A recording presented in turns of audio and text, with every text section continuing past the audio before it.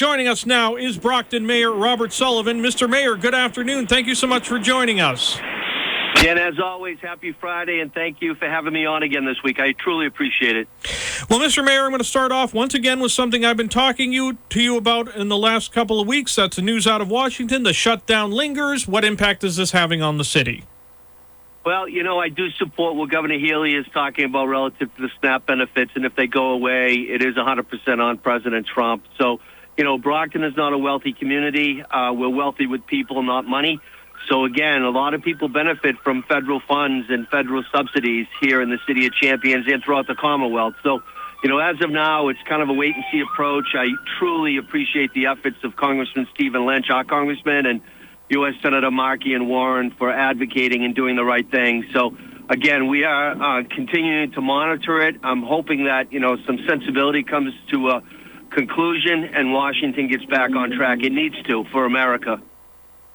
Now, I also wanted to talk to you about something else that happened fairly recently. Chief Brenda Perez recently at a press conference with the governor about talking about vehicle takeovers in an operation that took place in the city. Yeah, it was a wonderful event, and I want to thank again the governor for coming here and selecting Brockton. We actually hosted her at the new public safety building. It was a soft opening. It was the first time we actually hosted anybody there before we did the ribbon cutting. And the new colonel of the state police was there. A lot of elected officials were there, but more importantly, law enforcement throughout the county and the state. The DA from the Cape was there. So there was folks from around many, many counties. And again, the eye on the prize is to really try to control what's going on right now in terms of those meetups. And the governor has really made it a strong focus with law enforcement. So again, it's a team approach, Dan. It's local police, it's state police, and again, they're working diligently within the city and beyond. Now, you also recently spoke at an event for Domestic Violence Awareness Month. I did, and I really want to thank Family Community Resources, FCR, led by Patricia Parker, and their team. There's just so much going on right now in the community, and domestic violence, both against women and men, is truly unacceptable. It's inhumane. It's unconscionable. It's illegal. And so there are a lot of resources out there in the county and the city and the Commonwealth. So if you see something, please say something. And, my social services director, Jasmine Bradshaw, works each and every day to help people, because that's what it comes down to. We're in the people business, and we have to help people. So I was proud to do the proclamation, to work with FCR, and there are many other organizations that help people on a daily basis, Dan. You also announced that there's going to be a CORI-friendly job fair coming up. I'm actually driving over there right now. It's at Massasoit Community College.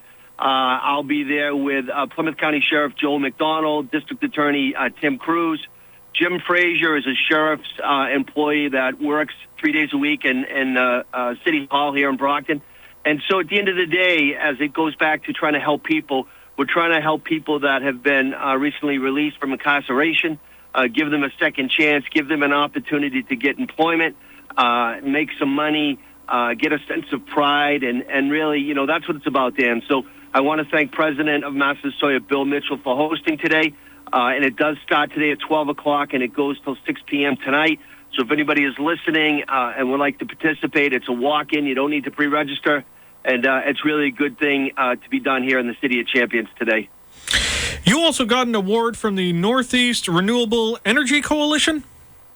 I did, Dan, and it was really amazing, and I was just thrilled and honored and really privileged. I was a finalist for Mayor of the Year, and I was a finalist for Visionary Leader of the Year, and it was an event in Boston, and, we've done so much here in the city of Brockton, energy efficient, from the Bright Fields to having the first elementary school, which is green, the Mary Baker School, to everything we're doing with the ARPA money. And so the evening concluded. My wife, Maria, was with me, and my parents, and I actually was awarded the Visionary Leader of the Year. And, I was an esteemed company. I was actually kind of embarrassed to be on the list of Senator Kerry and Senator Markey and Bob Kraft and Jim Davis from New Balance. And, I really want to thank Kristen Rohde, who's the executive director, and all the team at the Northeast Renewable Energy Coalition. And there's a lot more to do that's going to benefit the Commonwealth of Massachusetts. And again, I received that award, but we have a lot more to do here in the city of Brockton and beyond. All right, Mr. Mayor. Well, I think we're going to have to leave it right there, but thank you so much for speaking with us. We do appreciate it. Thank you, Dan. Have a wonderful weekend. Thank you. You as well. Brockton Mayor Robert Sullivan.